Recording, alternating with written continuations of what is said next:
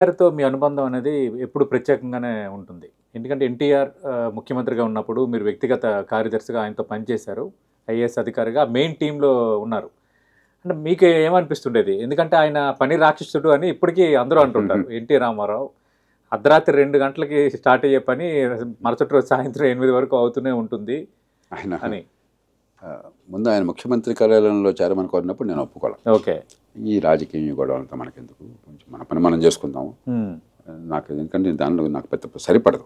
Okay. ఈ గందరగోళం తర్వాత ఈ కాంప్రమైజ్ అంతా సరిపడదు.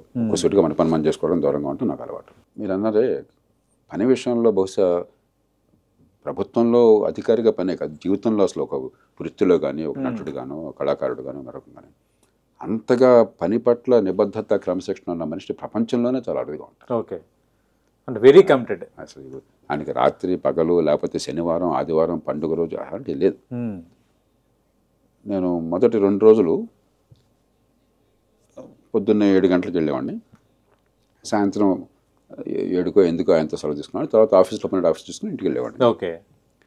2వ రోజున ఎప్పుడో రేపు నేను బయలుదేరుతున్నాను, రేపు 7 గంటలకు వస్తాను నేను. ఆయన అలాగే జయప్రకాష్ గారు నవ్వుతూ ఆయన అన్నాడు, జయప్రకాష్ గారు మీరు వచ్చేసరికి మా పని సగం అయిపోయింది అన్నారు. ఓకే. అంటే కొంచెం ఎర్లీగా రమ్మని ఆ మాట అనలా ఆయన, కానీ ఇండికేషన్. అంటే నేను వెంటనే ఇలా అయితే లాభం అయితే పొద్దున్నే వస్తాను. ఎందుకు నిర్ణయం చేసుకున్నాను, ఆయన మాట అంటమే కాకుండా ఎన్టీ రామారావు గారు ఒక స్వచ్ఛమైనటువంటి స్పటికల్ లాంటి మనిషి. ఓకే. ఏ రోజుకు ఆ రోజు క్లీన్ స్లేట్. ఆయన మనసులో ఏ రకమైన కల్మషం ఉండదు.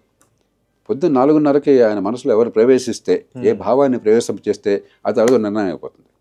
ఓకే. మంచి నిర్ణయం అయితే ఓకే. కొన్ని సందర్భాలు తొందరపాటు చేశారనుకోండి, నాకు మిగతా రోజంతా కూడా దాన్ని సరిదిద్దడానికి నా టైం పట్టేది. ఓకే. అరే రోజంతా సరిదిద్దడానికి టైం పట్టే బదులు నిర్ణయం చేసేటప్పుడు మనం ఉంటే మంచిది కదా. అవును, అప్పుడే చెప్పొచ్చు కదా మన సలహా ఏదైనా ఉంటే అని నాకు అర్థమయ్యి అక్కడి నుంచి 4:30కి వెళ్ళిపోయేవాడిని.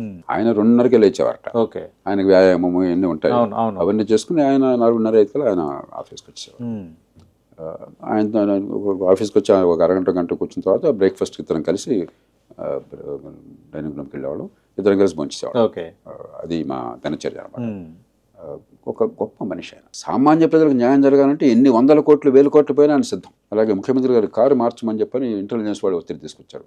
కారు పికప్ లేదు, పాత కారు, నక్సలైట్ తట్టేది ఉంటుంది, మా వయసు లేదు, సెక్యూరిటీ తీసుకున్నది, కారు ఇట్లా ఉంటే లాభం లేదు, మార్చాలని చెప్పంటే నేను చెప్పాను. మరి వారు చెప్తాను మార్చేద్దాం అన్నాను.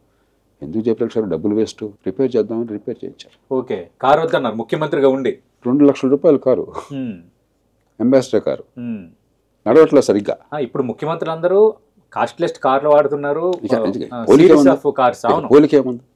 కాబట్టి అసలు ప్రజాధనాన్ని కాపాడడం విషయంలో, సామాన్య ప్రజల సంక్షేమాన్ని కాంక్షించే విషయంలో, నిజాయితీని నిలబెట్టే విషయంలో ఆయన అనితర సాధ్యమైనటువంటి నిబద్ధత ఉన్న మనిషి. ఓకే.